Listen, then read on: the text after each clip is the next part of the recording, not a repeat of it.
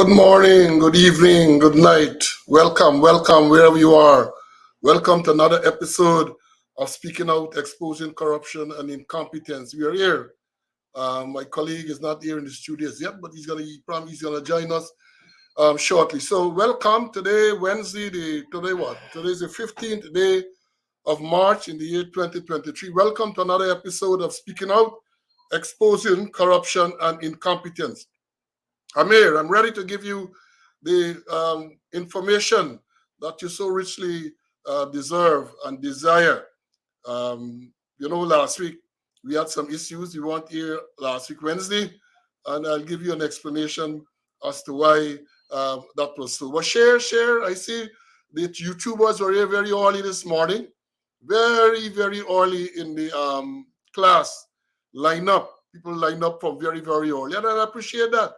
I appreciate you being here very early in class. I suspect that you are early in class because you are encouraged. You're educated by the information that we share with you. And we promise that today will be no different. We're going to pass on the information. I indicated on the notification that we're going to continue to address this lawless traffic situation in Guyana, where we have had so many deaths for the year so far. And the responses from the agencies that are responsible, or the lack of proper response from them. We're going to address those issues. But share the live, let people know that we are ready and going today. It's 11, just after 11 now. And as I did say to in the notification, the timing has been synchronized. So Eastern Standard Time, that is New York time, and Guyana time are the same. So we are 11 o'clock now in New York. We are also 11 o'clock in Guyana. I know we have people from all over the world, people from the UK, people from around the Caribbean. My friend I see from Jamaica is already here different times, but we are ready and raring to go. Now, last week we had some issues that I alone. We had some issues last week, technical issues, and we were unable to do the broadcast on Wednesday. We had internet issues. We had all kinds of challenges. And more than that, I did indicate, somebody reminded me that I indicated the previous week that because of the court matter, I had to attend court last Wednesday. I suspect that I would not have been able to be on the program. But we did try because the court was 1:30. And we were looking to see if we could have an abridged version of the program, and then I could have been in court in time. But that was not to be because we hadn't the internet facilities. And we decided that at the last moment on Thursday, we decided that we were going to have a special broadcast to deal with the traffic situation. I put up the notification Thursday afternoon, and was pleasantly surprised at the response. So many persons. We had a program started just after 6 o'clock last Thursday, and the response was tremendous. So the interest is there, and we will continue to share with you. Now, someone has indicated here, before I go into roll call, and before I do the other intro, that they would like to know about the court matters. Well, last week, as I indicated, we had a court matter there that my matter, the sexual allegations, these trumped up sexual allegation charges came up last Wednesday. Some submissions were made, written submissions. That was the purpose of the last Wednesday's hearing. And the matter is put off for this month, the 31st of March at 9:30 for the ruling by the judge. The other matters that people might be interested in that I've been updating you on, the one with the suspension of the Police Service Commission, that matter comes up before Justice Gino Prasad. He has to rule on it on the 24th of this month. And the other trumped up charge, conspiracy to commit fraud, I think that's the 26th of April, 26th of next month. So yes, those matters are slowly going through the court process. But share the live, and I'd like to tell you, it's good to be here in the land of the living. This is the day that the Lord has made. Let's rejoice and be glad in it. Let's celebrate the fact that we are in the land of the living. You know, when you wake up There's a song, I ain't got no good voice, but I can tell you, as I wake up this morning, I'm a winner. As you wake up this morning, you're a winner.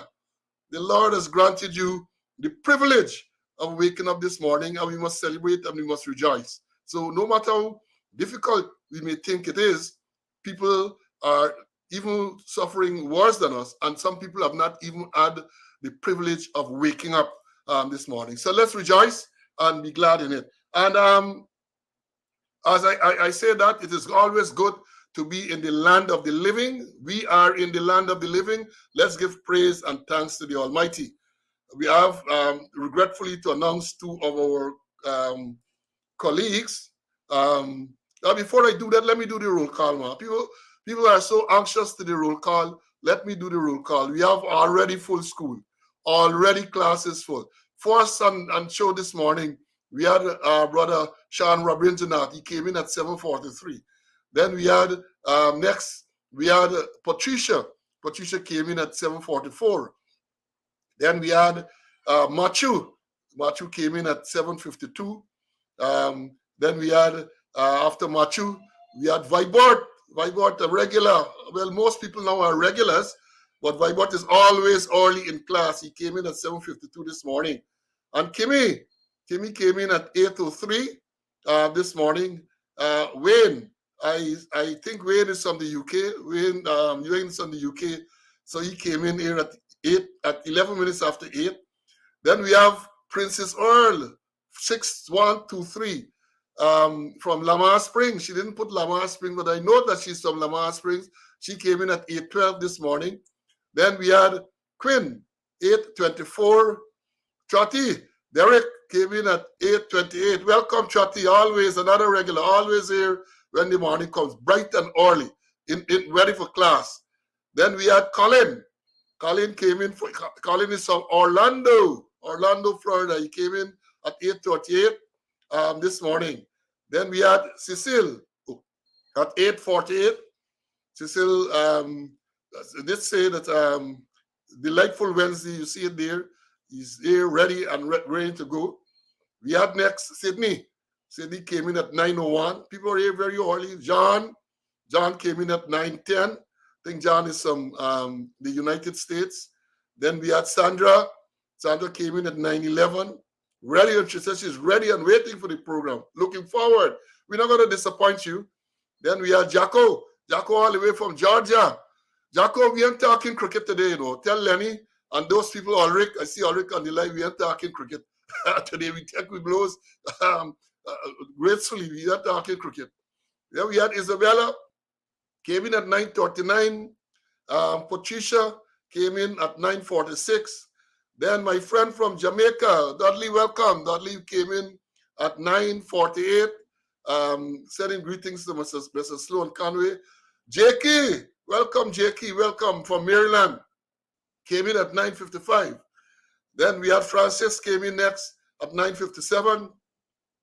Then we had Anthony. Anthony came in at 9:59. Sharad at 10:01. Sharad did say, as you can see there, he apologizing that he would not be able to be on the live today, but he promises that he will look at the broadcast later. And that the invitation is there for all of you. All persons who cannot look at the live because for whatever reason, go to YouTube. And immediately following the end of this program, it is posted on YouTube, so you can look in your own time. You can pause and look again and all of that. Then we had Eileen at 10:03. Then we had Redman, Raul. Raul came in at 10:06. Early for class, man, early. Then my squaddy, Frankie, was there. Frankie from Florida came in very early. Who next? These are all YouTubers. Remember, I tell you, as soon as the program is scheduled on YouTubers, they have the opportunity to be there. And then later on, when we go live, those on Facebook can join us. So, yes, the YouTubers are all there very early. The one. And then we have Terrence, 9795, reporting for duty all the way from Toronto, Canada. Then welcome, Terrence. We have Jean coming in next. Then another regular. As I've said, all the regulars, but these are names you tend to remember. Kudowashi. Then we had Barbara. Patrick, old TSU man, or as we used to say, TUC man. Old TSU man, Patrick is here. Keith from New York. Welcome, Keith. Welcome. Then we had Francis. Francis is the person from Melanie, and he's the one who asked about the update in the cases. I hope I have given you the information that you were asking for. Vibert from the East Bank was here at 10:51. Then my rifle shooting friend John is here. John from the US. Then we had Desiree at 10:53. We had Yulandaya. Then we had Floyd, Fort Valley, and who else on YouTube? Melissa. Then for the first man on the tube, on Facebook, Ulrich, welcome Ulrich. As I said, we ain't talking cricket today. Ulrich was there. Then we have Jamil, Puchisha, Stian, and the YouTubers are there. YouTubers are there. As I promised, what I'll do later on, we'll come back and look at some of the other YouTubers, because people are annoyed when I don't big them up, so to speak. People are annoyed. Winston is there. And Doreen, another squaddy from Canada, she's always here every day. She was here early this morning again at 11:01. So we have the people that they are here, and welcome one and all. Welcome. Cheryl, those names that I have not called, that I see there's so many that if I continue to call, time is going to run out on us. So we're going to come back to that. I have so much to tell you this morning that I want to make a start now. And as I alluded to just before going into the roll call, we regret to announce the death of retired Woman Sergeant Donette Long. Some of you might remember Donette Long. I remember her. She used to, when I went to West Demerara in 1993, she was there sometime around that time. Very pleasant, quiet person. She passed away recently. And then I think only yesterday or the day before, we got word of retired Sergeant Alan Sagan. Now, those people, again, might remember Sagan. He's one of the persons who came over into the force from the National Guard Service, and he was at the college dealing with technology and all of that. Both persons passed away recently. I want to take this opportunity to express condolences to the relatives, friends of those deceased persons, and pray that they are granted eternal peace. Now, moving on, I said my colleague is not in the studio as yet. As soon as he comes, he's going to join us. He has some business he's taking care of. He's going to join us as soon as he comes. So I will continue. I want to take this opportunity to send out belated birthday greetings to Assistant Commissioner Simon McBean. He has celebrated a birthday recently. I think it was Monday. And also, even before that, the attorney at law, Dexter Todd. Dexter celebrated a birthday recently. Brilliant young attorney, a man who has a far way to go in the legal profession. So I want to big up and send out congratulations to Simon McBean and Dexter Todd. I also want to congratulate Woman Superintendent Crystal Robinson. I read on social media that she proceeded on pre-retirement leave recently. And you know, I'm a man of the records. I tell you, when I speak, I have records to back up whatever I say. And Crystal Robinson's retirement perhaps is one that is going into the record, because based on the records that I have seen, she actually goes off on the 1st of April. So only this week or over the weekend, she proceeded on pre-retirement leave, and less than 3 weeks pre-retirement leave. You know, normally people get long pre-retirement leave, but for some reason, and I know the reason, because I remember when she was at West Demerara, not West Demerara, Essequibo Coast, she was unceremoniously relieved of her command and sent on leave, and she had a royal run around. So, Crystal, I'm happy to know that you have reached the stage where you are joining us in retirement. The retirement thing is a nice thing. Despite all of those who are there and they don't want to go, they're making style, they're forging the age, and all sort of thing to remain. Retirement is good, but you have to prepare for it. Some people are afraid because they did so much wrong, and the hands are so deep into nastiness that they don't want to go. But you have to go sometime. You have to go sometime. So even if you're back for extension and it is granted, you have to go. Even if it's the time when the good Lord said that you have to go. Somebody told me the other day that a particular man don't want to go. He want military funeral.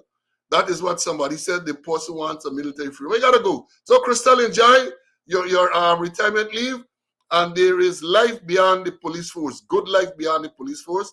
And I know that you, with your experience and your training, you will do well. So let me congratulate you on your retirement. I retired since 2010. So when they are telling people it's almost 13 years now since I have been off. And when I came off, I get to realize how nice it is outside, especially if you prepare and qualify yourself. And I said, if I had known, I would have perhaps forged my age too, but not to remain, but to go off earlier to make sure that you're there and enjoy the good life outside, the good life. When I retired, I told people that one of the things I enjoy the most is not having to wake up early in the morning to receive calls.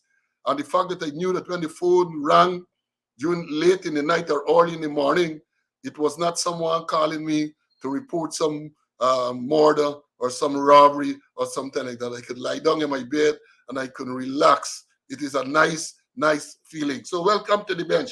And then we had this very sad case that I want to report on. This case of the sergeant who was shot in Linden, Sergeant Jermaine Semple. A really sad case. Semple is the same man who some weeks ago I reported on this program. He was assaulted by a constable at the TSU. So bad that he was admitted in the hospital. Assaulted, he became unconscious. He was hospitalized. And then obviously he was discharged. And then we're reading this. It has been reported that he was at Linden over the weekend, got into an argument with a brother. He and his brother got into an argument and a fight. And a cousin, who they say is a contractor and a licensed firearm holder, intervened. He too apparently got into a tussle with Semple, Sergeant Semple, and he pulled out, according to the report in the media, he drew his licensed .32 pistol and shot him in his head and elsewhere. Imagine that. And I was reading the story yesterday. They say he's a business contractor, 27 years old. He got the firearm, according to the report, 2 years ago. So he got a firearm when he was 25. And we have been saying repeatedly on this program, something needs to be done about people who are given firearm. Obviously, I don't know all the circumstances surrounding this matter, but nowhere was it reported that his life was threatened and he was then forced to fire. The man just drew his firearm and shot. And the police sergeant now is critically in hospital. They say he's on life support, fighting for his life. It will be interesting to know how this man became a licensed firearm holder. Not this person alone, but many others. And this reinforces the point that I have made and others have made repeatedly, that too many guns in the town. People are given firearms who should not be anywhere close to a firearm. But again, I say, I don't have all the facts, but based on what is reported, it seems to be there was no justification in this person drawing his firearm and shooting at the sergeant, striking him, and he's now critical. He's now battling for his life in hospital. Something is wrong with the system, which allows someone with that temperament to get a licensed firearm. And it might be interesting to know what training the person had. So even if you decide that he's going to get a firearm, what training did he go through? Was he taught when you may fire? The circumstances under which you are allowed to use the firearm? Obviously not. Or if he was taught that, it went through one ears and came through the other. Because as I've said again, nothing suggests that his life was in danger, which forced him to defend himself by resorting to lethal force. Very, very, very sad. Very, very sad. And then, I was hoping to have, let me move on and then I'm going to come back to this. Somebody asked me, let me back up again and I say that what I normally do is that many times I don't get to run the comments during the course of the program because it can be distracting. Right? So I will grant some time to time. If Mr. Conway is on, I will run through the comments and attempt to respond to those that I can respond to immediately. But what I do religiously every week is that after the program, I will go through the comments and make notes of those questions that are asked and seek to answer them at the first opportunity. So last week, someone, or last week, I think it was, someone asked about this issue about caution. Remember, I addressed the issue some time ago where I told you and and this is particularly for young policemen, because the corporate communication unit, in reporting on incident, they're telling you that the person was cautioned and arrested. And I said that is not the process. That is not the sequence of events. A person has to be in custody first. So recruits should be taught that a person is arrested, is told of the offense for which he's arrested, and thereafter he is cautioned. So you have to have a person in custody before that person is cautioned. So the sequence is you told him, well, you're arrested for larceny, right? You told him you're under arrest for larceny. And then you're cautioned to say you're not obliged to say anything unless you wish to do so. And whatever you say will be taken down in writing and may be given in evidence. That is our style, and that is the British caution. And for those of you who are in the United States, they call it the Miranda right, where you have to Mirandize a person, the law enforcement agencies. The wording is varies from state to state, but again, it amounts to the same. You have to tell a person that you have a right to remain silent. You have a right to remain silent and refuse to answer any question. That is in the States. You have a right to remain silent and refuse to answer any question. Not what Soku was doing, bullying the man to write or to sign a statement. And then when the lawyer intervened, she is arrested for advising our client to remain silent and not to give any statement to the police. That is your right. And in the US, they go on to tell you that if you give up that right to remain silent, anything you say can and will be used against you in a court of law. It comes to the same thing. You have a right to remain silent. And if you give up that right to remain silent, anything you say will be used against you in a court of law. But they go on. You don't do that in Guyana, but they go on to tell a person that you have a right to consult with an attorney. All of that, they will tell you. That is the Miranda rights. You have a right to consult with an attorney before speaking to the police and have the attorney present during questioning or in the future. So you have a right to have the attorney. Same thing, Guyana is the same thing. You have a right to have an attorney. So if the police take you in for questioning, you have a right, even if they don't tell you that you have a right to have an attorney, you can request your attorney to be present. And they are obliged to allow the presence of the attorney before asking you anything. They have that obligation. It's not a question if they can decide no. If they decide not to allow you, that is an egregious violation of your right. And for that alone, the case, whatever you say, cannot be used against you. You get a judge's rule, those things cannot be thrown out. So, and then in the US, they go on to tell you that if you cannot afford an attorney, the state will provide one for you. They tell you all of those things. And then they go on to say that if you decide to answer the question without an attorney, what are the consequences? And then they finally will tell you, knowing and understanding your rights, whether you wish to make a statement to the police, right? So again, I say that the person have to be in custody before they are cautioned. So you arrest, you tell that person what they are arrested for, and then once you tell them what they are arrested for, then they are cautioned. In Guyana, you're not obliged to say anything unless you wish to do so. Anything you say will be taken down in writing and maybe given in evidence against you. So that is basic. And I made the point some time ago that I saw the man in charge of crime, detective superintendent in charge of crime in our A division. When he went to arrest the mayor, he had to take out paper to read the caution.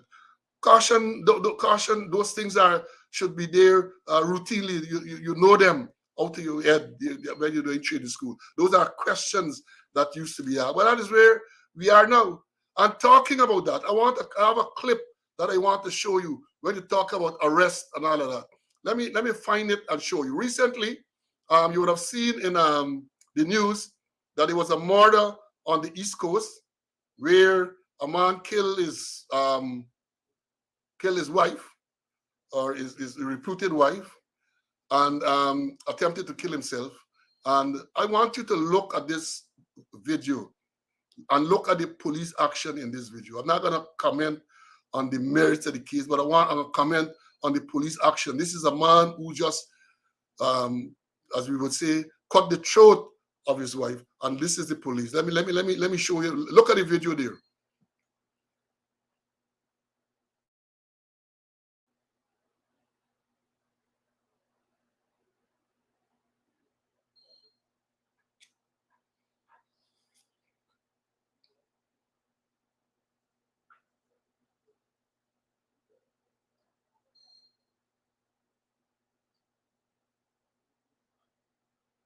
Hey.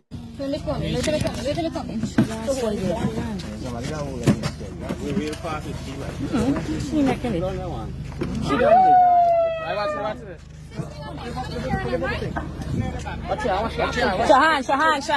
Shahan.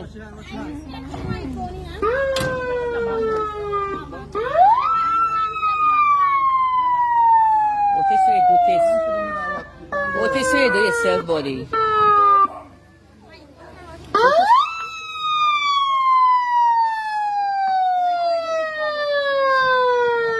She done with. By the time she done with.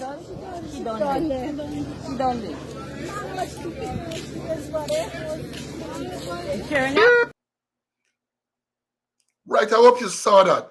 I hope you saw what you saw there is this man in his reputed wife, cut her throat or something like that. And the police went to the scene.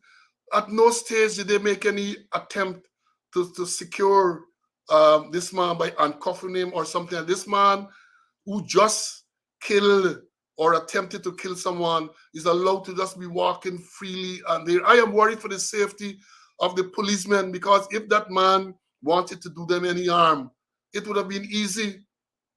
And that is where I say again, training. They didn't arrest, right, Carlton? They didn't arrest, they didn't try to restrain him. So what happened? They don't go on duty on these responsibilities, handcuff or anything like that. One would have expected that one of the first thing you would have done was to arrest and restrain the person so that he cannot injure you, he cannot injure himself, he cannot injure person nearby. But they just get him out walking around.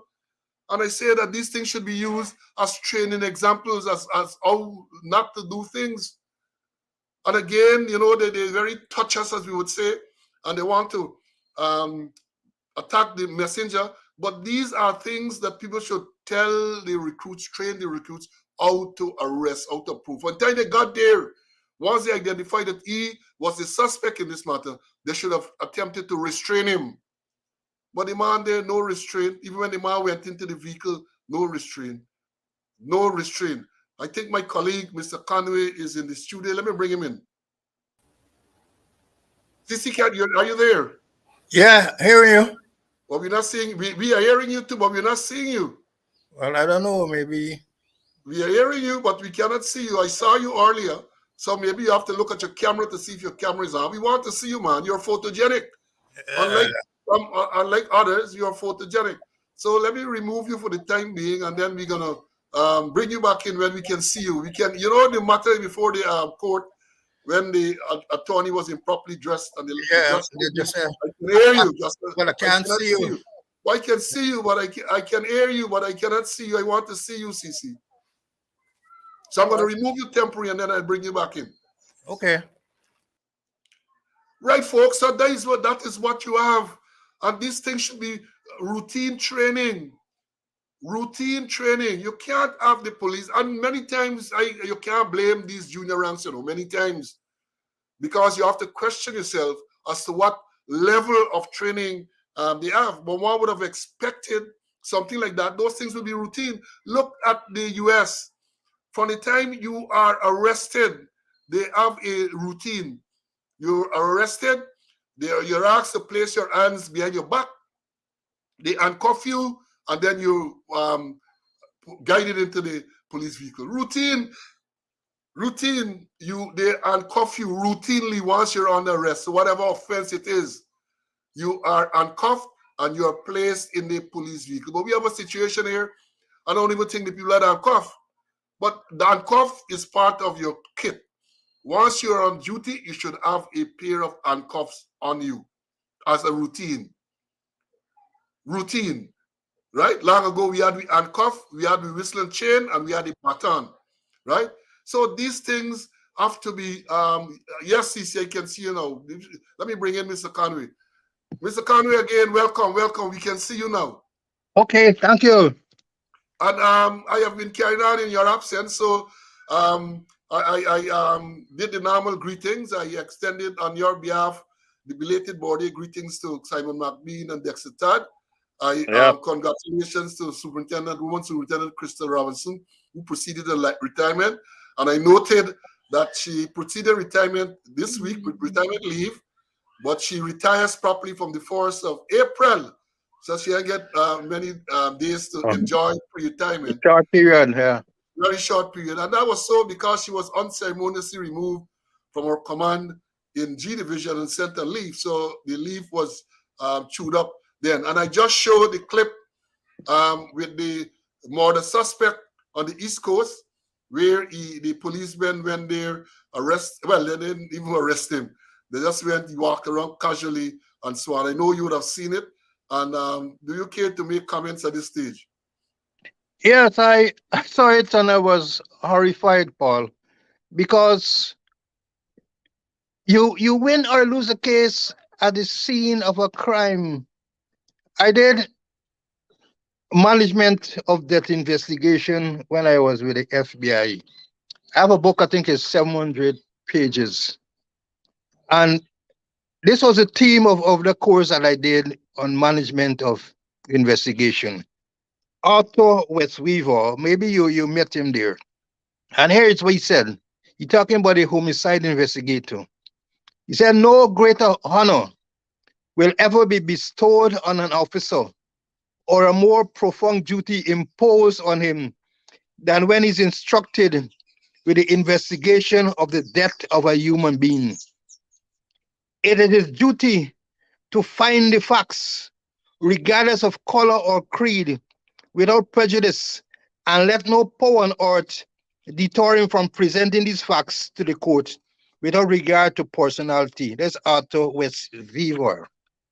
And the thing is, Paul, when you are approaching the scene of the accident or of a crime, when you go there, there's something called preliminary, an acronym that we use, PRELIMINARY. And let me just read it for the benefit of some of those investigators. And the P says, proceed to scene and assess situation. R, render aid to the injured. E, effect arrest. L, locate witnesses. I, interview complainant and witnesses. M, maintain crime scene and protect evidence. I, inform other police officers. N, note all conditions, events, and remarks. A, arrange for searching scene and collecting evidence. R, report the incident, and Y, yield to responsibility.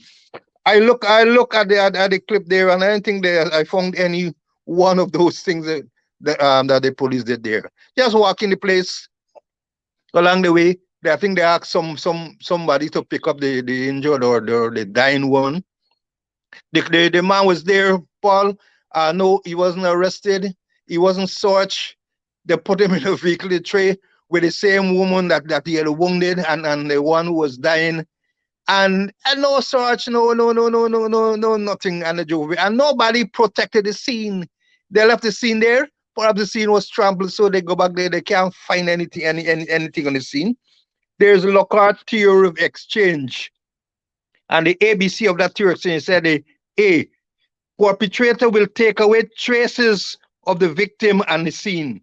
B, the victim will retain traces of the perpetrator and may leave traces for himself or herself on the perpetrator. And C, the perpetrator will leave behind traces for himself or herself at the scene. The thing is that the scene has got to be properly processed and it's got to be meticulous. It's got to be professionally done.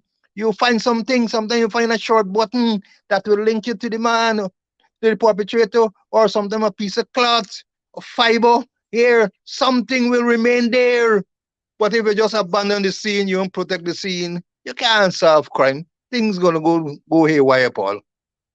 Yes, and it's the attitude towards the scene because I get a strong Yeah, suspicion that many times they feel it's an open and shut case. All right, the man yeah, won't the woman the shot, but even then, you have to gather the evidence because I have said on this program before, and this is for the young policemen and even the civilians who are on the program, all persons who are listening.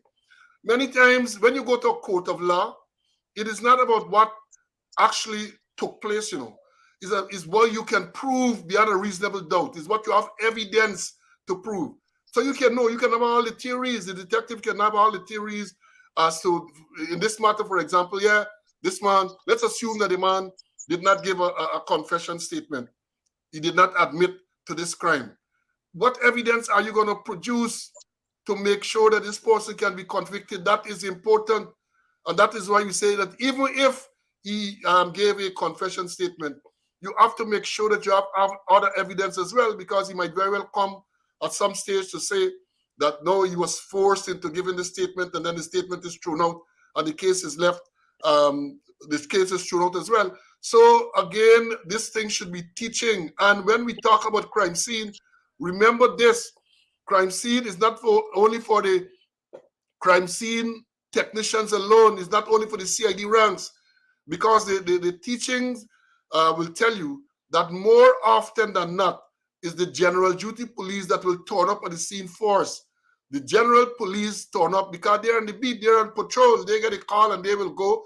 They have to be taught how to protect the scene and even gather evidence, because the crime scene will never be the first person to respond to the scene. The detective will never be the first person to respond. It's the ordinary, what we call the general duty police, will respond first, and then they have to have that training how to protect this scene. And this is a great example of how it should not be done. A great example of what not to do. CC? yeah, and you made a good point. The first responders, they are critical, and most times, as you mentioned, is the general duty rank, those first responders, and you use a word earlier, the attitude with you at the scene. You gotta be cool, you gotta be calm, you gotta be detached. Some people, when they go there and they saw injuries and they saw brutality, they get more confused than anything else. I can remember when I was in training school, I had an issue where a female couple called me and said, "I'm sorry, bad things happened in the college." I said, "What's happening, Carbeshi?" "Terrible, terrible, terrible." I said, "What's going on?" "Terrible, terrible, terrible." "What's happening?" "Terrible, terrible." I said, "Give me a recruit. Let me talk to a recruit." And the recruit came on and said, "Sorry, them girls at the college getting antabanto." But the couple get Confused. confused. And if you don't go there with a proper attitude, you'll get confused and you might confuse the whole thing. So attitude is critical when you go to the scene there. And you need to be professional and you need to be meticulous. And let me talk another story. I remember retired the late Henry Fraser, who was a commissioner of police. I met him when I was just became an assistant superintendent. Every Friday, he used to go to the police officers' mess and have a drink. And I used to go around with him and pick his brains. And he always used to say, "Young officer, you got to be meticulous. You got to look at the small things. You got to look at the scene." And he told me a story when he was a detective sergeant at Albion Police Station. A farmer reported that somebody pulled out his cassava and carried him away. So he said he went to the scene and he see several roots without cassava. So he picked them up and put them in the vehicle and he took them to the station. He said the next day he got information who stole the cassava. And he said, "A young officer may get a warrant from a JP." He said, "When you search in place, you must get a warrant. He said, and he executed the warrant. He went home at the guy, the suspect, and he found a whole set of cassava in the kitchen. He said he collected those cassava, went back to the station with the accused, and they sat down in the station and he started match cassava to the root. Cassava to the root. He said the man said, "Oh God, you a smart police, me thief the cassava." He charged him, he pleaded guilty and think he's got 18 months. So the thing is that the little things that they gotta check, something is there to connect. He said the other person would see the roots without cassava and just kick them and left them there, but he took them in the station and that was the clue to solve his case.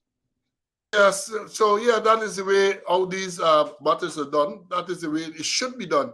I Yeah. put up a comment there from Sean. You were saying there was a famous story of a young constable named Nicholson who lost his life preventing someone from who was going to kill himself. I remember that story well. I think it might have been somewhere and more or somewhere there.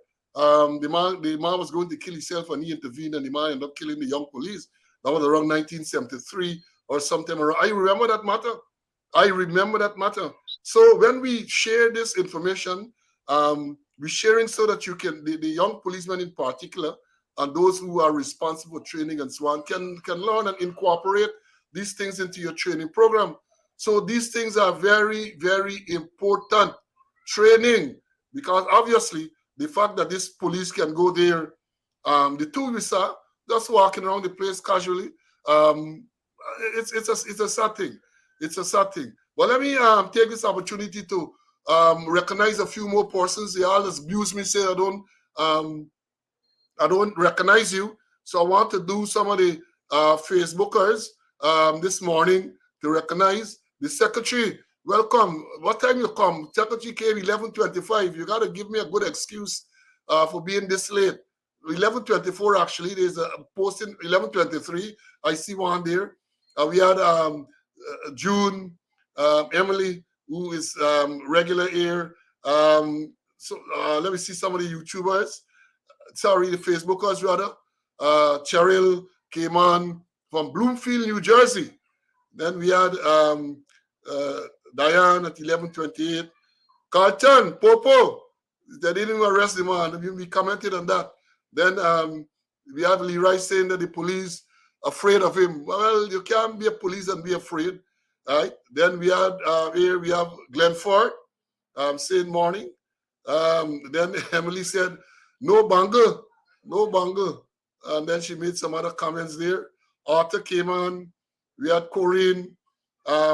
I saw Adi. Adi, if I don't put up your name, I saw you there. Welcome, Adi.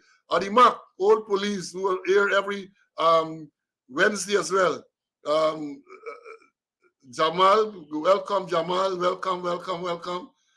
George, welcome, welcome, welcome. The Facebookers, we can't neglect the Facebookers. We have another Sean here. Then we had Lynette. Welcome all of you and share the live, share the live. Marlon is here. We have Joyce is here. An old detective, Paddy. Welcome, Winston Padmore. Or 8401, I think it was. 84. I remember Padmore, man. Old police from back in the day. Welcome, welcome, Paddy. Good to have you here. I know that you're a regular as well. Good to then you have Ishmael said it was ugly. This video speaks for itself. Yeah, the evidence is there. You know, many times they want to focus on the messenger, but we have the evidence is there to show, and they should use that. Get the evidence. Use it as a training. You know, use it as an example of what not to do. Teach the police, right? Teach them, because you can't always blame them. You have to blame those who are not training them, those who are responsible for training. They are not training the people. And then Sean made a very good point here, is what you can prove with evidence, whether physical or otherwise, that is admissible in the court of law. That's it.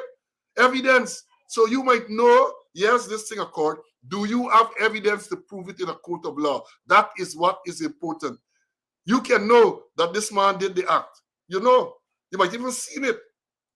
Do you have evidence to present in a court to convict, for the person to be convicted? That is where the case will rest. That is where. But let me continue. We have here, you know, last week on the special program, we spoke about the traffic situation, the deaths. on the road in particular. And I thought it important enough for us to speak about it, speak some more about it today. And therefore, let me start. No one can deny, no sensible person can deny that the situation on the roads in Guyana is a chaotic one, dangerous one, life-threatening almost all the time, all the roads. No one can deny that, right? But then, following the release from the Ministry of Home Affairs that said 16 persons had died for that period, and that was a 100% increase. The man who sits in the chair called a meeting 2 Fridays ago with the heads of traffic and some other senior persons. And the statements that were made were so vacuous. We call a meeting, and then he made this statement to say what traffic lawlessness would not be allowed to continue. What it means? Traffic lawlessness would not be allowed to continue. He goes on to say there will be consequences for those who are underperforming. Well, if there are going to be consequences for those who are underperforming, might I suggest that you should be the first persons to get up and move on? Because you are the man at the helm. You are the person who will be responsible for policies and direction and for motivating these people to make sure that they do the right thing, right? But when you make these vacuous statements, you directed then that people should be rotated. In other words, the persons in charge of traffic are held responsible for the deaths, and rotation is a euphemism for transfer. They're moving, so they're going to discommode, inconvenience people by moving them from one division to the next, and expect them to be motivated to bring about changes. Then he said, order that ranks must be stretched. Hear this one. And I quote this thing, because many times I say that I don't want to paraphrase. I want to quote exactly what was said. And this is one. He said that order that ranks must be stretched along the road corridors in order to slow down vehicles and as a preventative method to curb speeding. So this way of curbing speeding is to stretch ranks along the roadway. So, since then, there have had so many other accidents, including the last one, I think, was the man on the Linden-Suzaik Highway, a car driver who crashed and died. So I want to know if policemen were stretched along the Linden-Suzaik Highway to prevent speeding. Then he goes on to say, enforcement of traffic laws must be done by day and night. Then he went on to say, traffic ranks must not be seen talking on their mobile phones while directing traffic. But CC, recall when it comes to this one, when we were doing the review of the standing order, we prepared because there's no standing order dealing with the use of mobile devices by ranks in the force. So all the places you go, ranks on the phone, whether they're directing traffic, whether they're working the beat, whether they're working at a fixed point, everybody get a phone. So I can't understand how these people are going to be effective with that type of thing. But the man who sits in the chair believe that they shouldn't use the phone when they're directing traffic. That is what he said. And then another stupid one, he said that stopping of motorists and asking for documents must cease unless the operation is supervised by an officer or an inspector. That is the direction given. Then he said another statement, I don't know how, we must take the bull by its horns to curb road fatalities. We must get this fixed. There must be no haphazard behavior. And then to crumb it off, well, this is not a man who sits in the chair, but one of the, I think it's iNews reporting that there has been a slight increase in the number of deaths. So in reporting on this meeting, where there was an 100% increase at that time, iNews is reporting that there was a slight increase in the number of deaths on the road. When at that time they were reporting there were 8 the previous period and the 16 this reporting period. So that is a slight increase. Are we going to deal with some other issues? Well, let me bring in Mr. Kabe for him to add his voice to this part of it. We spoke about it towards the. Let me hear your update on this arrangement. Yeah, I read all those things, and those statements. And the thing is that If you want to influence behavior of your ranks, you don't have to be bashing them all the time. Is that you got to create the situation where where they will be motivated. You got to inspire them. Inspiration is a thing. I remember listening to an interview with Bob Marley on BBC. I think it was Hard Talk, and the announcer, you wanted to embarrass Bob Marley. Yeah, brother Bob, where you get your education from? Did you go to high school? Did you go to the University of West Indies? And Bob said, the proper question, man. I man like the question. I man get education, I man get inspiration. If I man get education, I man would be a stupid man. Jara Safari, Hail Selassie. The thing is that you gotta find way to inspire your ranks. And using all those wild statements and bashing them, it will not inspire them. They will not be motivated. So I agree with you that all those statements, I don't think anything will really come out of them, Paul. Nothing. But nothing can come out because they are just statement made off the top of the head, vacuous statements, and we say empty statements. So when you listen or you look at the person saying ramps must be stretched along the road corridors to prevent speeding, that is madness. Yeah. That's madness. As I said before, you got Linden. Now you're going to stretch ramps along Linden Suicide Highway to prevent speeding. That is how you are going to address the issue of speeding, right? And let me go on to say that I am saying that I wrote a letter which was carried in the Stabrook News about the corruption in the system. Stabrook News did an editorial over the weekend, or last weekend rather. I can't remember the exact date, but they made the point. You were talking about the problems on the road and quoted me as saying about the pointing out the figures about the corruption in the Law and Driver program. And then they went on to say that there are other areas as well. I fully agree there are other areas, but I only use the Law and Driver program to highlight the point that I was making about the sixth C, which is corruption. And I say again, unless that is addressed, unless the corruption is addressed, you're not going to go any place, because they spoke about, and I saw about the increase in fines for drunken driving, for causing death by dangerous driving and all of that. But if it is that you have a high level of corruption in the system, they might not even get into court for those fines to be imposed. Those increase in fines will be used as negotiation chip. So people going to say, what are you going to do? You're going to go and pay $200,000 in the court, or you're going to leave something.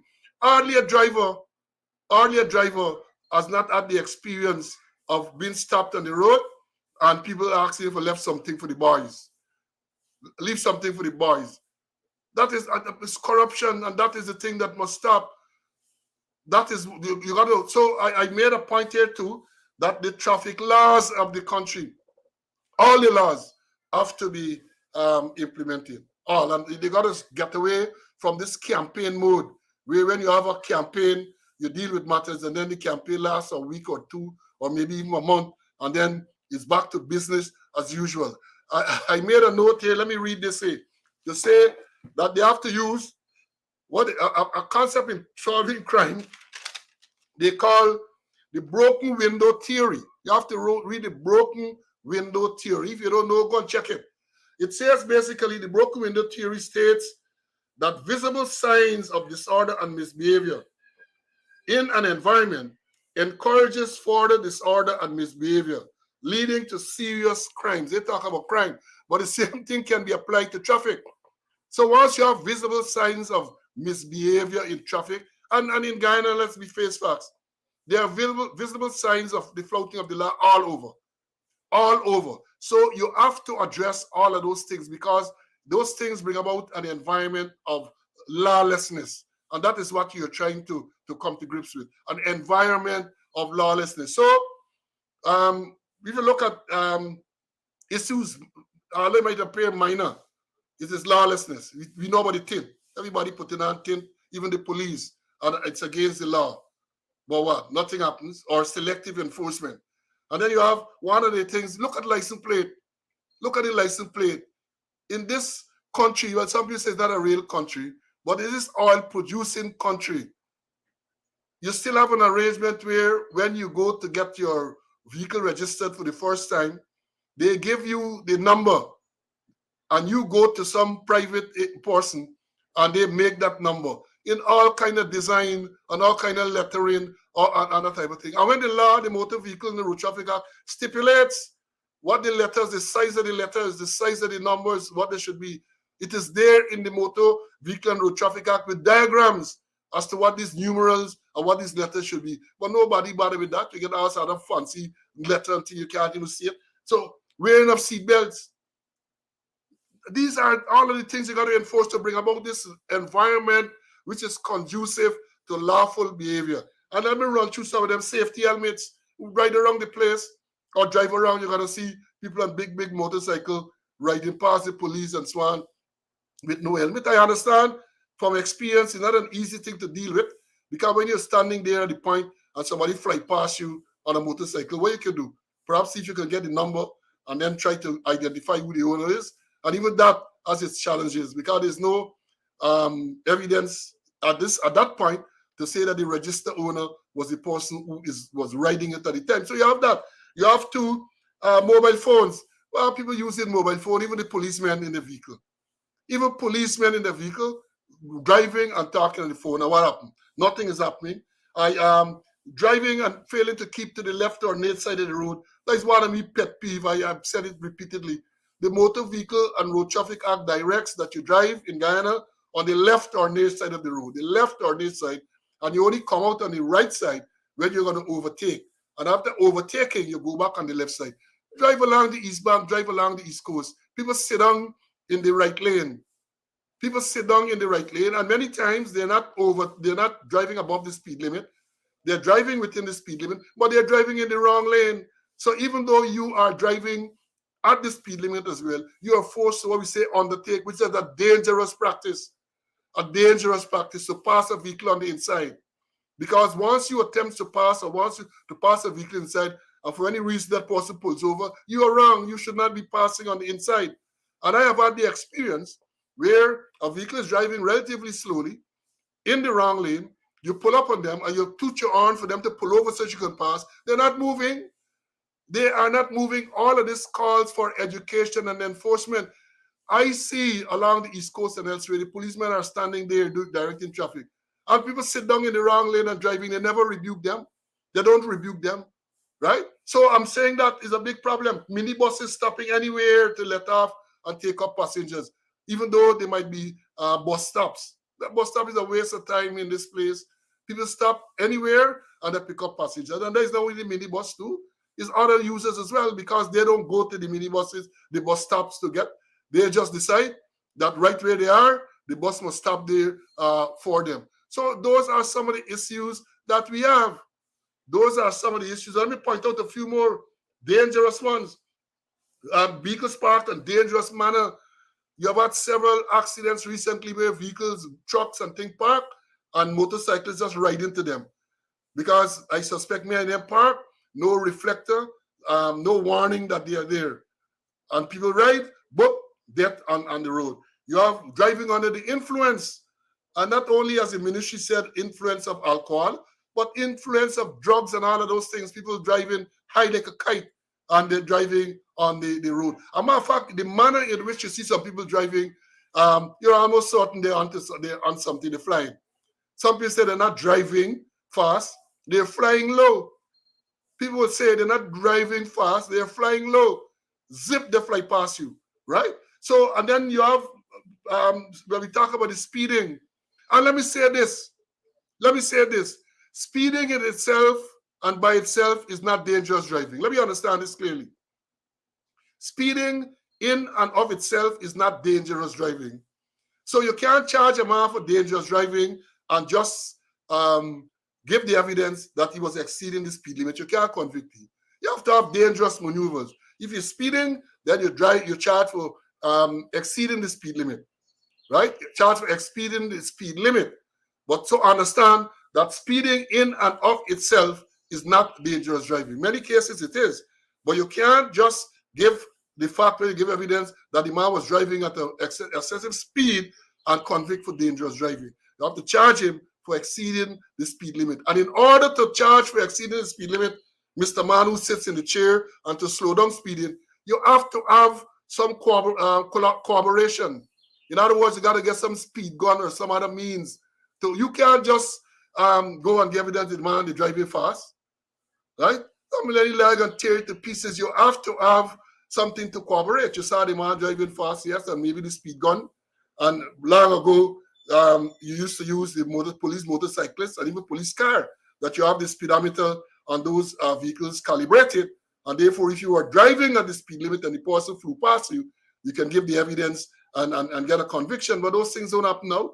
I don't know how many radar guns they have and whether those things are properly calibrated. I did a standing order when I was at operations to deal with radar guns.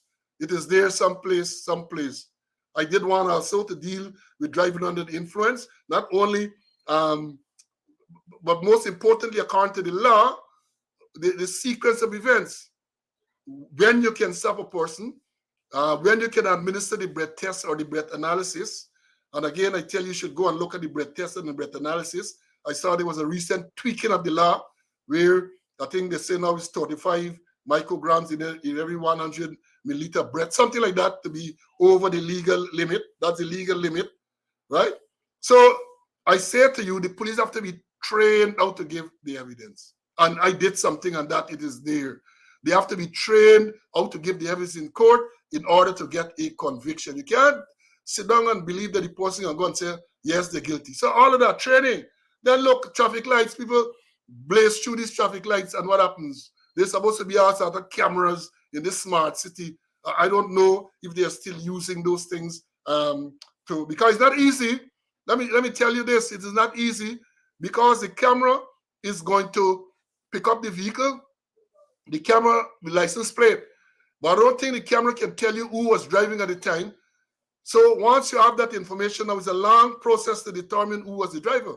The law requires you to serve a notice of identity on the registered owner of the vehicle, and that person then has to tell you who was driving the vehicle at the particular time. But it's not an easy process, so you have to go through all of that. You have to go through all of that.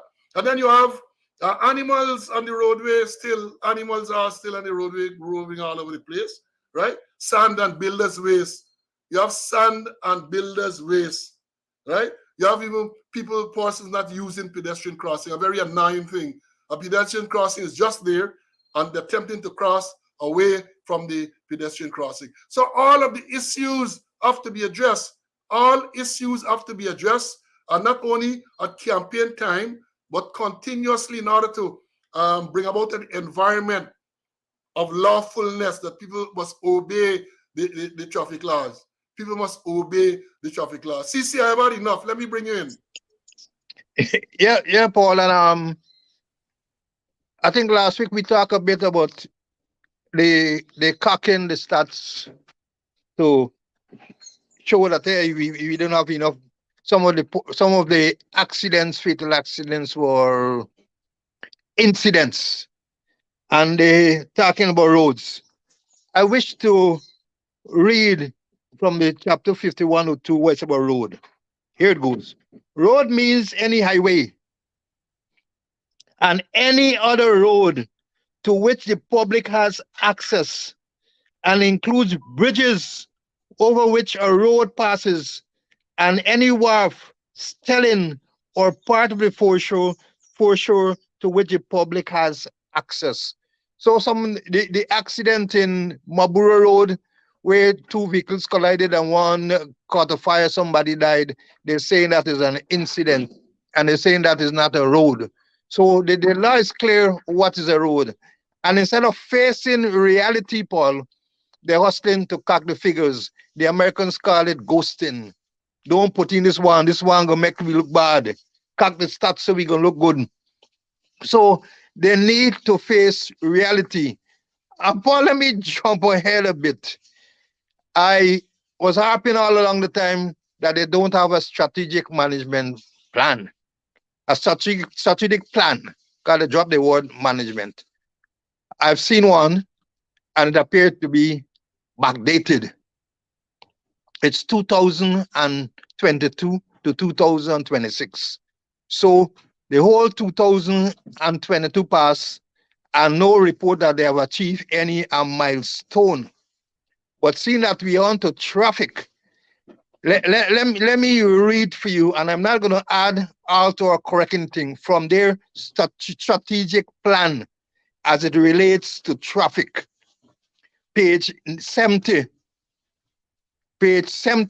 of their what they call strategic plan. And it talks about operation strategic pillars. And I say I'm reading it exactly like it is. Here it says, this pillar will focus on implementation of operation to mitigate crime, violence, and provide citizen safety and security. And listen to this strategic objective. We're dealing with traffic. To develop, and they had in the strategic objectives, and they have one, to develop and implement a robust traffic management system by 2026. There's the objective. And here the measurable objective, to improve traffic posture and traffic management by 2026. Resource required, equipment, workshops, learner driver seminar, campaign, traffic management plan. And here are the strategic activities. Conduct seminar with road users and drivers quarterly to promote road safety and on an annual basis by 2026. Conduct traffic safety campaigns and educational programs in region divisions monthly by 2026.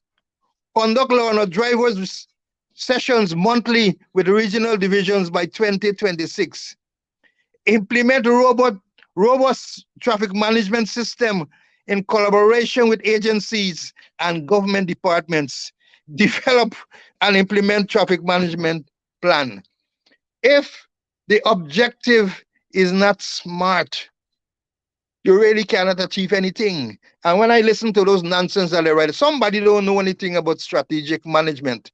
I remember I did a little bit when the Commissioner Larry Lewis brought Dr. Aubrey Armstrong from Barbados to talk to our senior officers. He had several sessions with us about strategic management.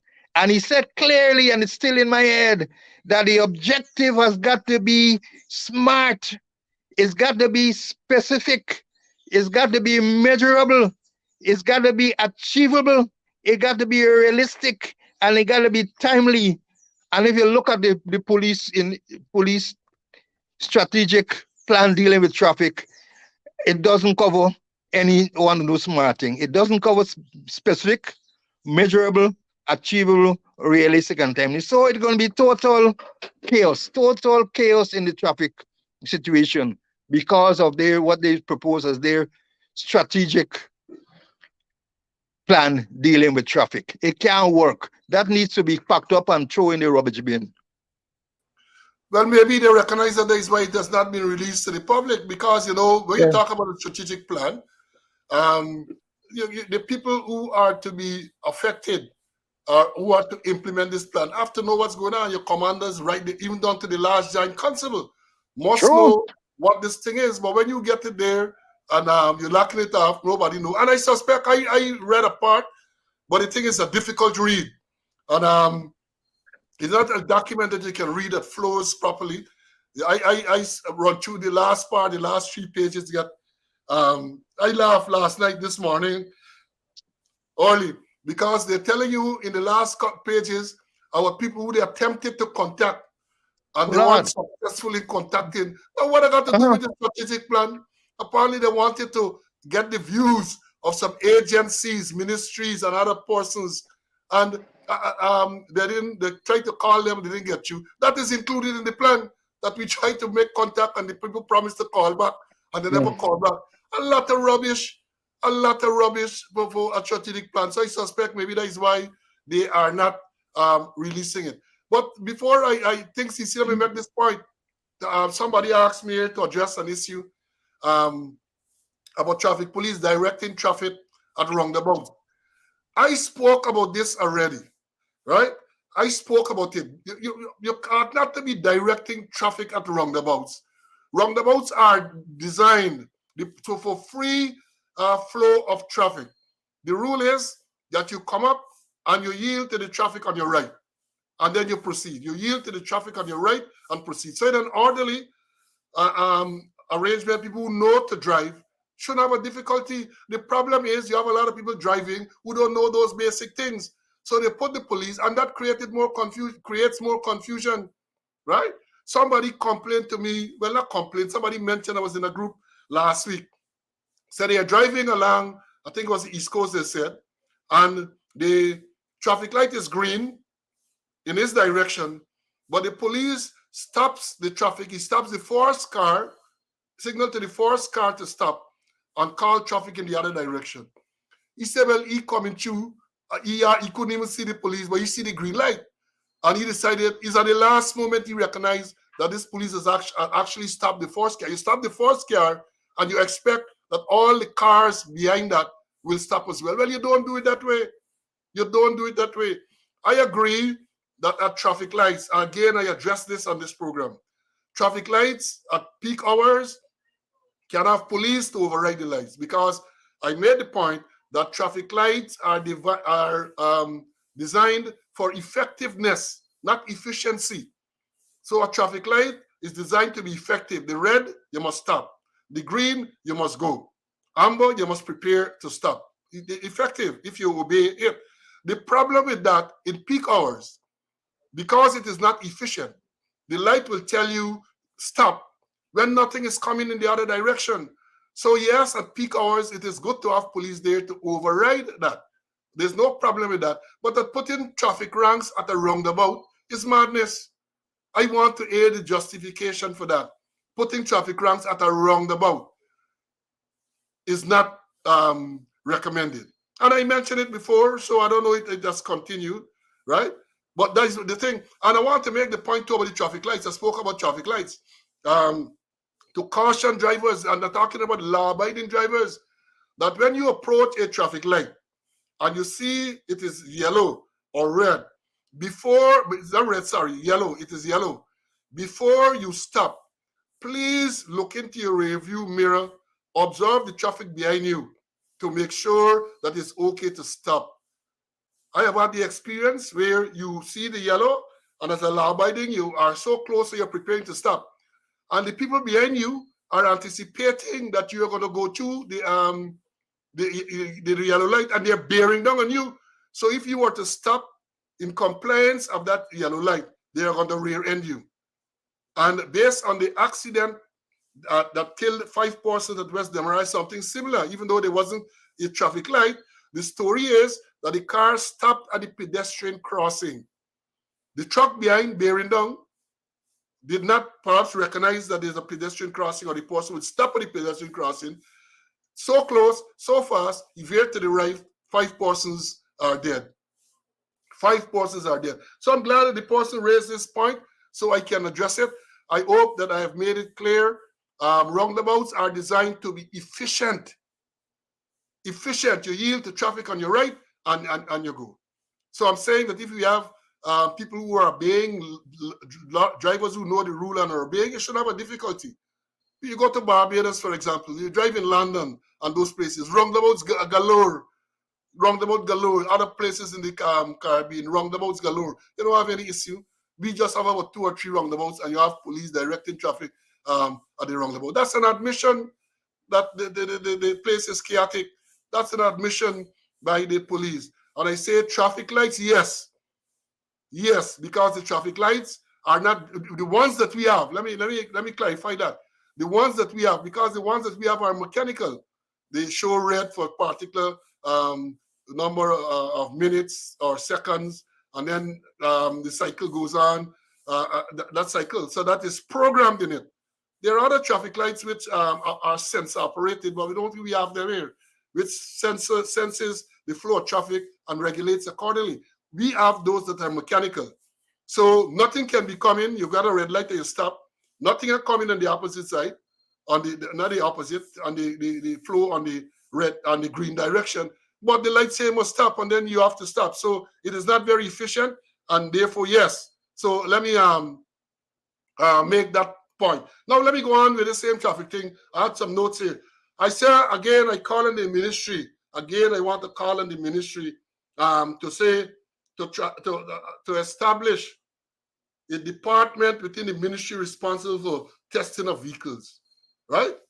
Before I go to that, I want to repeat my call to establish a Department of Transportation to deal with all aspects of driving process. And I read in one of the news dailies today, somebody is making the same call in a letter, right? So it is time for also to be established a demerit point system. It is time for us to, we are so chaotic in this place. See, you're gonna join me in this. We are so chaotic that there's a story in the social media or the media, mainstream media, of a man who was had his license permanently suspended. I think it's a Linden matter. His license was permanently suspended because he's a habitual drunkard. He's driving and he get thing. So they suspended the license. And lo and behold, the man was caught with another license. And therefore, he was banned permanently. So the question was asked, how do you suspend a bogus license? Because the license, they said the license he had was a bogus license. The original license was suspended. He went and he got a bogus license. And that was suspended as well. So I don't know how that is done. And then I saw up to this morning in the media that some driver having been convicted of offense had his license endorsed. So I said I'm to ask a question because I know long ago the endorsement, the magistrate will take the book. You know, we had this book form of a license. We'll take the book and they will write in it. That was the endorsement.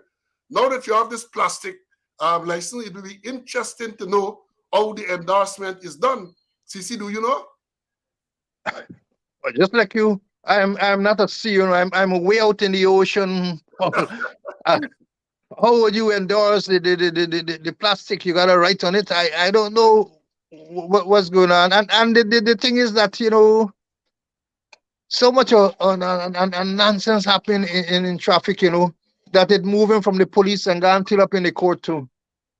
We're waiting there, you know. And then if you suspend a man driver's license, how the rank and file will know? This is something in the data system. If the man's license was suspended, apparently nothing was sent to GRA or there's corruption with the GRA database.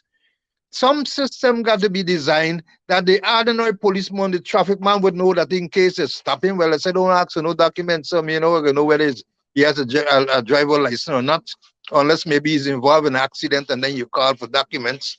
That the whole thing is confusing. The whole thing is a big joke, Paul. Well, it is a big joke because again, people need to be.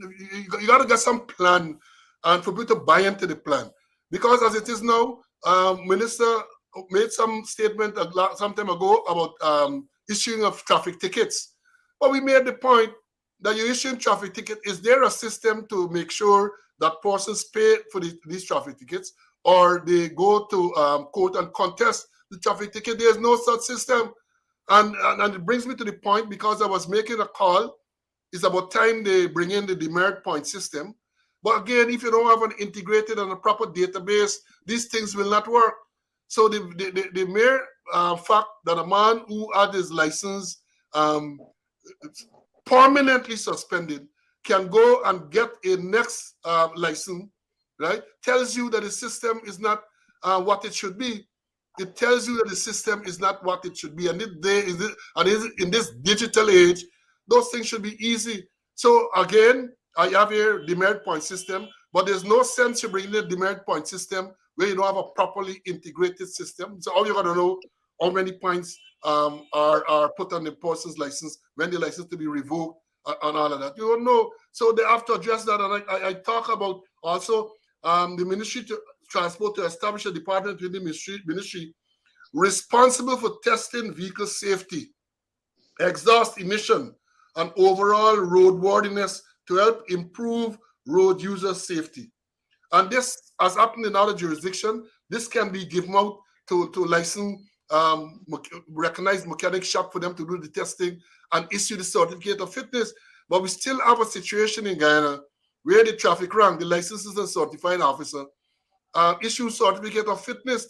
He's telling you that the vehicle is fit to operate on the road. And again, I'm not blaming the traffic rank. That is the system. The people are not properly trained.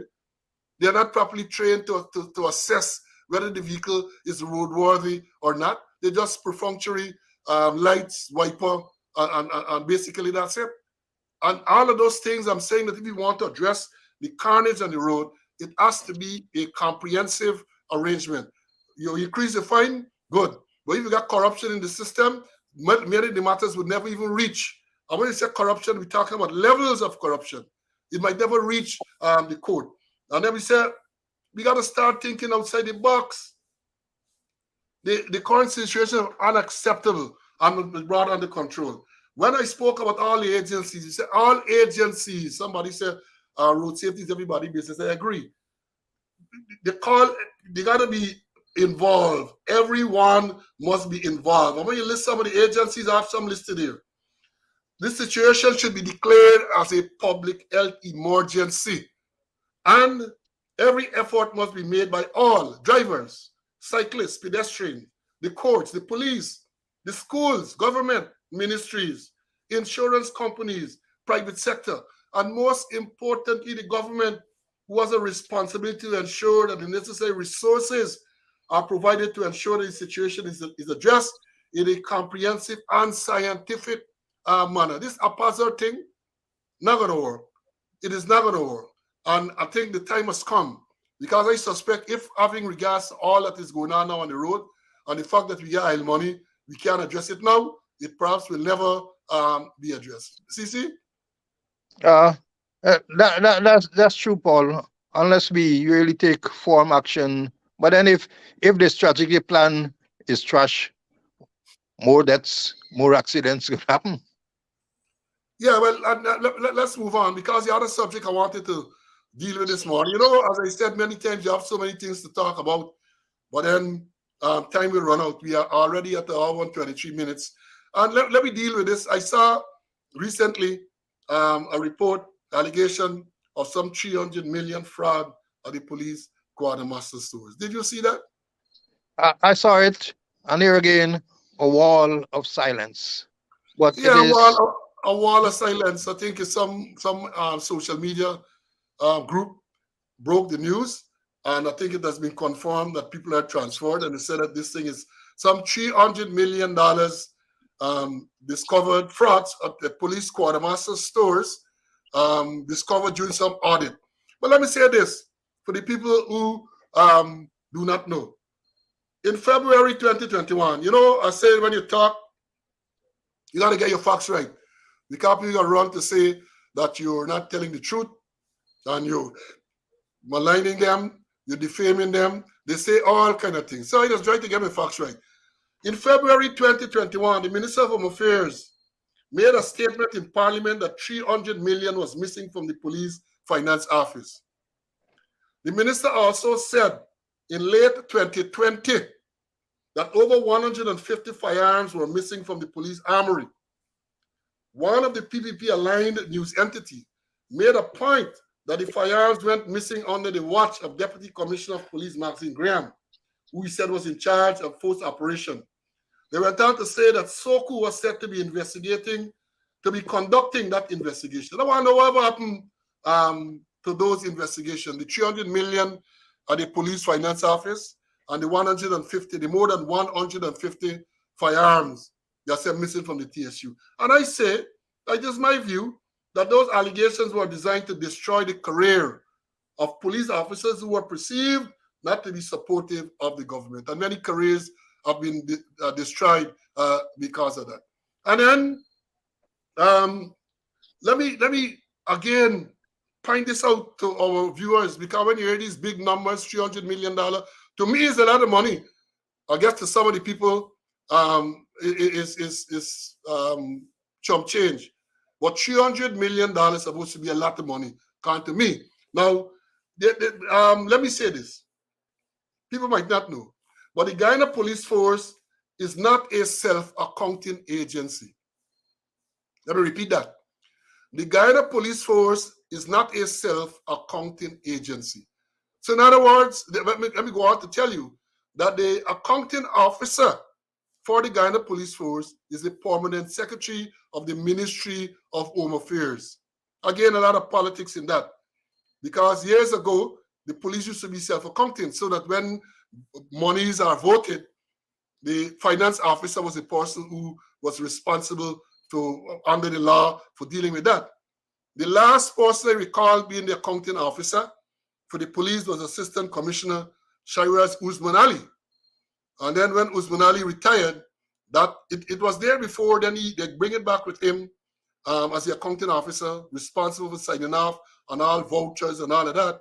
And then they removed it and they took it back, because I remember Mark Gilbert took over from Ali, and the self-accounting status was removed from the police. And I don't think it has returned to the police. The PS Home Affairs is the accounting officer for the police. I said that to say that if all of this money, $300 million is missing, then either people at senior levels are complicit or they are negligent. And in the police force itself, let me point out to you, so while you have the PS, Ministry of Home Affairs, as the accounting officer, by law, the accounting officer responsible for them expenditure and so on, ultimately responsible for the expenditures in the force.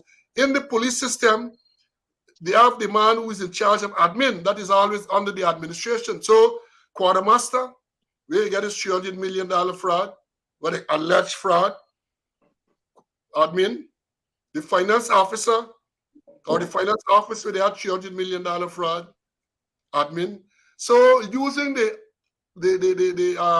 statement before, when they talk about the 150 firearms missing, they pointed out that this was under the tenure of the deputy commissioner who had retired. So I want to know if they're going to say that this 300 million fraud of the quartermaster store is under the tenure of the current man in charge of administration. I'm watching to see what they will do. And it is noted that administration, again, for people who don't know, quartermaster stores, they're getting fraud. Finance office, they get fraud. The other place that they put in charge of, construction section, I ain't heard about anything there yet. Well, I ain't heard about any public fraud, but there are a lot of things going on there. A lot of things. Got the construction section in charge, responsible for buildings and repairs and so on. And I understand that the man that had been in charge of the police credit union as well. So wherever money there, like certain people in charge, and they don't listen to old people. They don't listen to old people. Old people say a long time now, the old people that I grew up with, say you don't put cat for watch milk. Whatever they meant by that.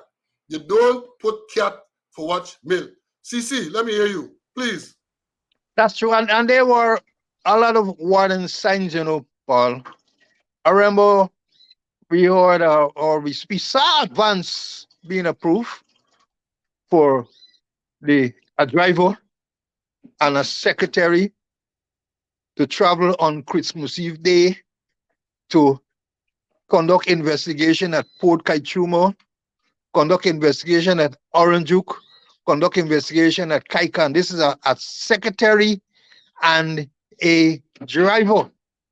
One $200,000, one $400,000. We saw the signature. The signature is well known. The thing is that we understand instructions were passed on. When you see my signature, don't query nothing. Don't ask any question. You just carry on with the thing there. And there are so many allegations of fraud simmering. What they did, my last count was, I think it was about 19, unless some time ago, members of the police finance division were transferred over a period of less than a year. And it was systematically done because those persons are the persons with the knowledge. Those persons are the person who will stand up and say, hey, we can't approve this thing can't work. So what they do, systematically get them out, including the the finance officer so that they can deal with their own people when they say, hey, we want X amount to buy wall-to-wall carpet for our for our buildings, which is not police buildings. When we want X amount for construction that will go elsewhere, the thing was systematic or systematically done so that they can carry on with the corruption. So and there's no real checks and balances going on in the place there. As you rightly mentioned, the PS Ministry of Affairs supreme authority in terms of proving certain things, but no checks and balances. And I don't know what if the Ministry of Finance, if the Accountant General, if the Auditor General not checking on the police. It's high time that they do a proper check and balances to ensure that they stick to financial regulations. For the persons with the knowledge, the persons with the note, will know it all, they remove them so that they can deal with the persons. Hey, if I said jump, you ask me how high. Yeah, my brother, well said. Because again, the signs are there. Allegations have been made about these at large sums of advances, and I don't know.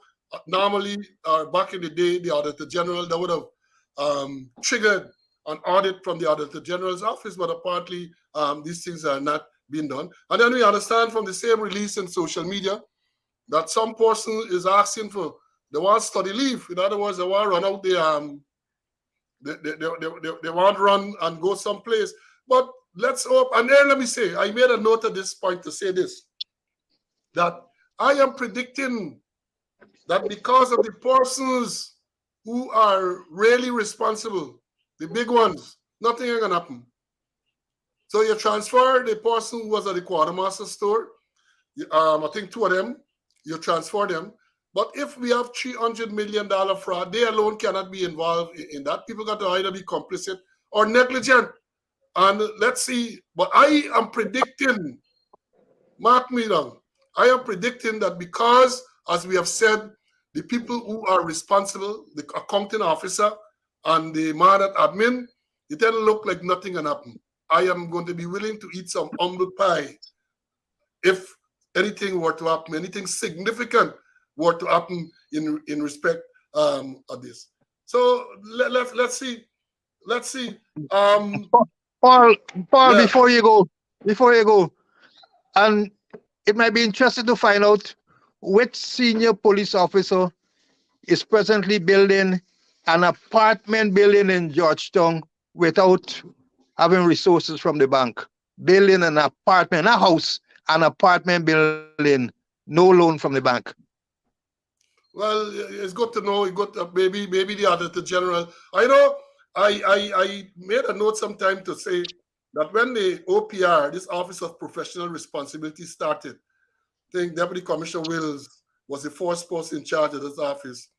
They had what they call IT testing, and I saw it somewhere in the strategic plan that they're supposed to do IT testing. And IT is not information technology. We're talking here about integrity testing to see if your earnings can match with your assets and all of that. So if someone is building apartment building without getting bank, they should do check to see what really is going on. Again, I say, you cannot put cat to watch milk. Old people say, so I'm repeating what old people say. You interpret that however you want to interpret it. You interpret that however you want to interpret it. But and this is again the credibility of the organization, the credibility of the force. When you have all of these allegations being leveled, $300 million in finance, 150 guns missing. Now you get $300 million at the quartermaster stores. Something is definitely wrong. Something is definitely wrong. This organization is unrecognizable to the one that you and I served in not so long ago. Unrecognizable. I want to move on to the next issue, CC. Yeah. Now, before I go on, in terms of the ghosting of the figures what they talk about, let me tell them traffic. You read the definition for road. So when the car on the 19 road drove into some carcass of a dead animal and lost control. That is a road accident. That is a fatal accident. Twist it and turn it, you call it incident. Fatal incidents, the most frequent fatal incident used to be when tractors turn over. You got tractor walking in a back dam, and it is not a road. So tractor turn over, pin some operator, he dies. That is not a fatal accident because it happened in some farm. That is the road. If they want to remove a fatal accident from the figure, the one that should remove and institute the appropriate charge is the one at Kanji, where the businessman took his vehicle and drove into a crowd, killing a man, and they have that as a fatal accident. And we said it repeatedly that should never be a fatal accident. There's at least manslaughter. So if they want to take off one, that should be the one. And because they are not trusted, people don't believe what they're saying. You get people now who are compiling their own figures and were able to call them out. Because when they were saying that it was 26 and 20, people said no, and the people give them the breakdown of all the accidents. So based on that compilation, it should be around 39 to 40 now. Because I think last week when we aired the program last week, Thursday, they were saying it around 38. Even though the police was saying something else, the people get the figures to show that there were 38 fatal deaths. Again, not accidents, deaths. Because one accident can have multiple deaths, as the one in West Demerara, where 5 persons have now died from that accident. So multiple deaths. So they are cocking the figure, as you rightly pointed out. But then let me tell you what traffic, the definition for traffic. It says traffic means vehicles of all description, pedestrian, and all animals being ridden, driven, or led. Let me go back there.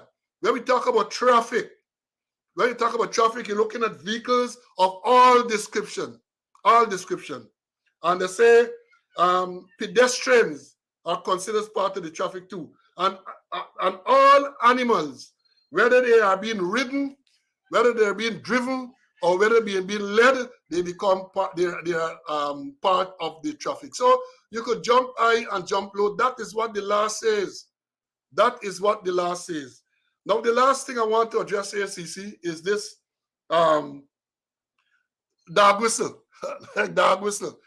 Now let me give the viewers a definition what I mean by a dog whistle. They said dog whistle figuratively. A dog whistle is a coded message communicated through words or phrases commonly understood by a particular group of people, but not by others. And let me give some context in which this has been said. Late 2021, the vice president stated publicly that he was disappointed with the Special Organized Crime Unit, SOCU, for not charging several former government officials. He identified former Finance Minister Winston Jordan. The Attorney General made a similar statement. I stated during an interview then, right, that if I were a betting man, having all those statements from those two government officials, I say if I were a betting man, I would wager big that SOCU was going to arrest and find something for Mr. Winston Jordan. Shortly after, Mr. Jordan was arrested and charged. And I tell you, I am no Obia man, but I could see the trend. Now, I recently heard the same kind of dog whistle from the President and the Attorney General in relation to a statement made by a Working People's Alliance member at a political meeting. I want to say again that were I a betting man, I am going to wager big that soon, I know how soon, my crystal ball is showing me now, but my crystal ball showing me that soon the person against whom these remarks are made and so on is going to be arrested. Let me watch and see. Let us watch and see. And that is what they call the dog whistle. You make statements. Oh, this thing is treasonous. This thing is unlawful. And then the people pick up the signal. In this case, the people are the police. The only question that I'm not sure about which unit, whether it's going to be CID, whether it's going to be SOKU, some unit, which unit is going to pick up this whistle and run with it. CC, did you see or did you hear those statements? I know you're not an Obi man, but I know that you understand reality. And reality is what really is happening, what really is playing out. And I listened to the AG, and I think he identified about 4 criminal offenses that he alleged was committed by that WPA man. So I won't be surprised that he might not be arrested right away, but I think they're going to put some wanted bulletin for him to go into CID headquarters and he'll be arrested. I could bet. I'm not all of that impecunious, but I could put a couple of dollars there and say, hey, before long. How long? I do not know. You made an interesting point that I was to think, because the trend seems to be now that if you do an investigation, you don't make efforts to arrest the person, to go where the person lives and all of that. You issue wanted bulletins, and from the first time the person is going to hear about them wanted by the police is when they see a bulletin in the media. I had that experience, 2021, I had that experience. So I know what I'm saying. So I am saying that very soon, as you rightly said, they're gonna go. Well, I doubt whether they're gonna go to arrest. As you right, I agree with you. You're gonna see a wanted bulletin that is wanted by the police for questioning in relation to something. I am watching out. As again, I say, me I know of your man. I know of your man. I ain't got no crystal ball, but they're run long enough, and I have seen how things happening. I have heard those dog whistles, and this is one. If ever I order dog whistle, this is a dog whistle. Let me see what will happen. See? That's true. It will happen for a little, but when could be shortly. Yeah, well, let me see if I think we touched on, well. There was another issue that I wanted to raise. This is 3 weeks now. We're putting this off. Additional cases of persons being charged criminally with offenses, murder, and other serious offenses. And when they go to court, the matters are thrown out. Something is wrong. We have to spend more time on that. So I am teasing our viewers that this is one of the issues we're going to address very shortly. Apart from the strategic plan, this is something we have to address again. Too many persons in this country are charged criminally with serious offenses, including murder. And when the time comes before the judge and jury, statements are made that there's never been any evidence against these people. Something is wrong with the system. People spending 4 or 5 years. There's a man, an Amerindian brother, who I think spent was 7 to 8 years on remand. And then to hear that he was never even indicted and all of that. Something is wrong.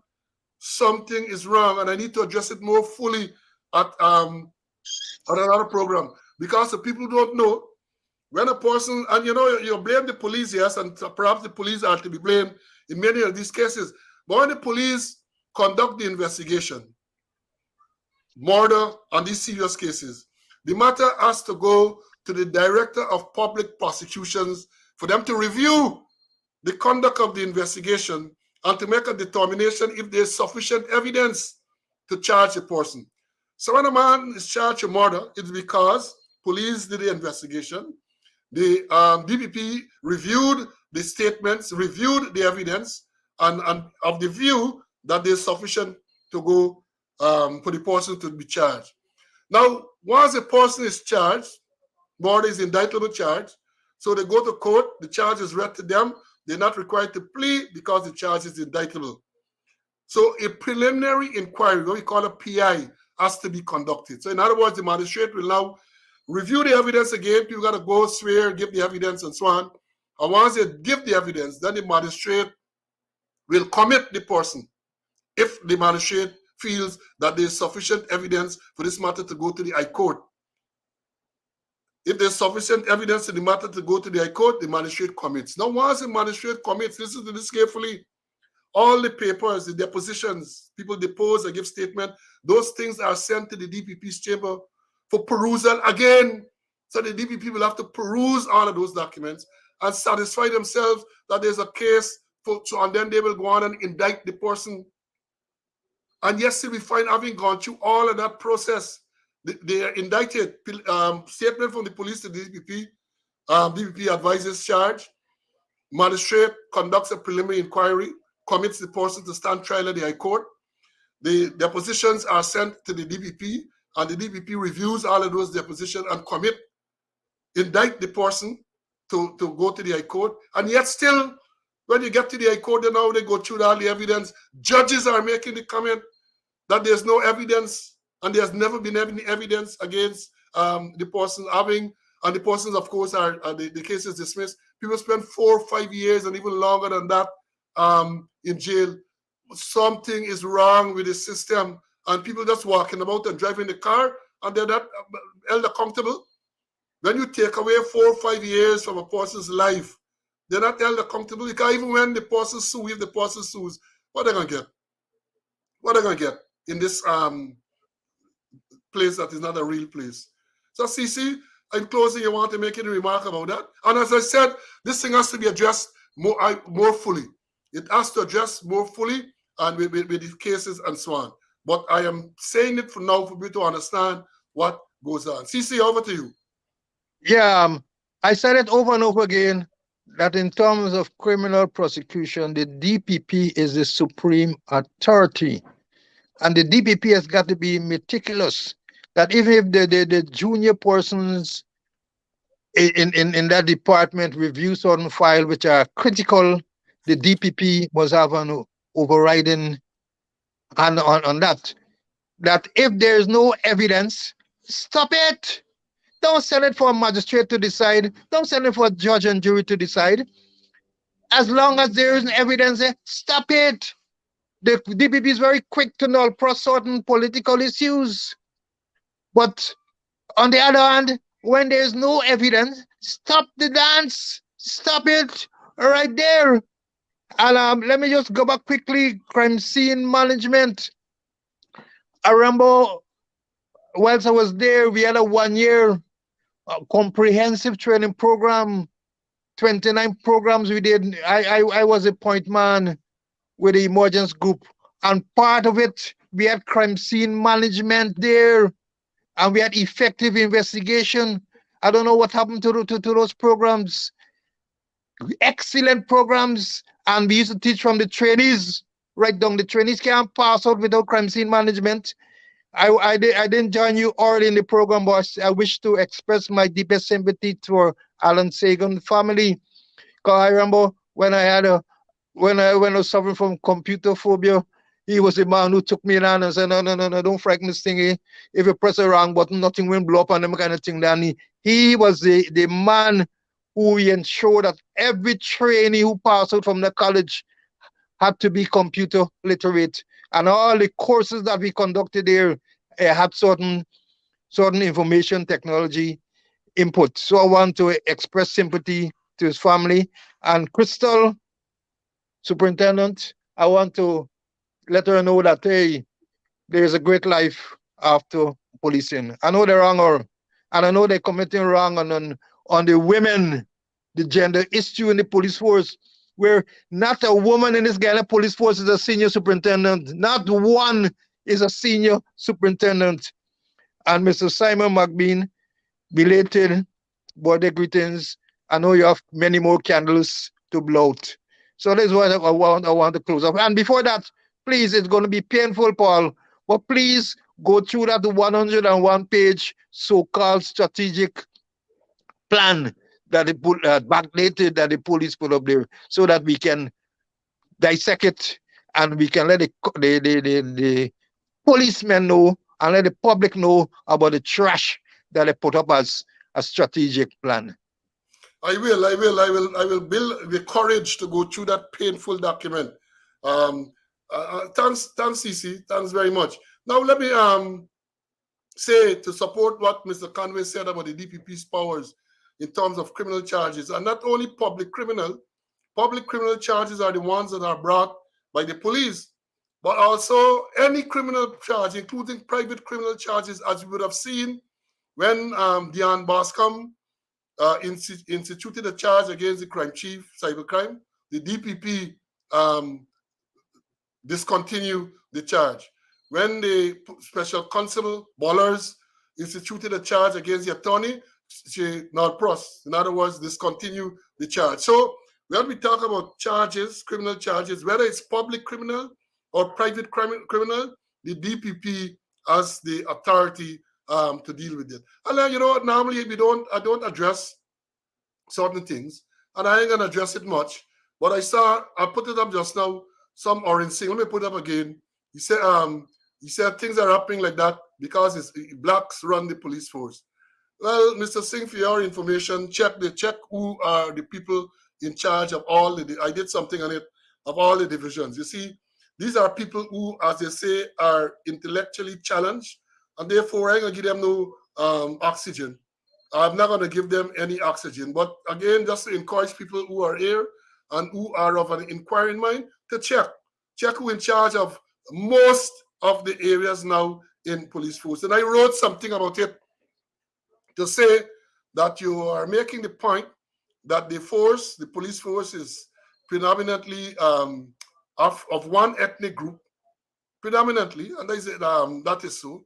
But yes, still when you look at the command structure of the force, especially the regional division structure, it is the minority ethnic group in charge. When you say these things, people tell you you're talking race. You're not talking race, I'm talking facts.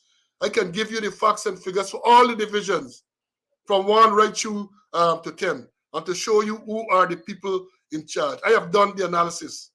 So, Mr.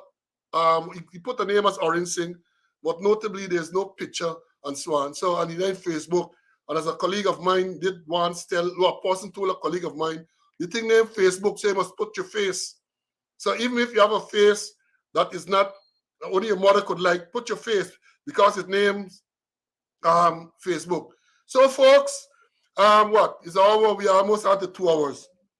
I don't want to take up much more of your time.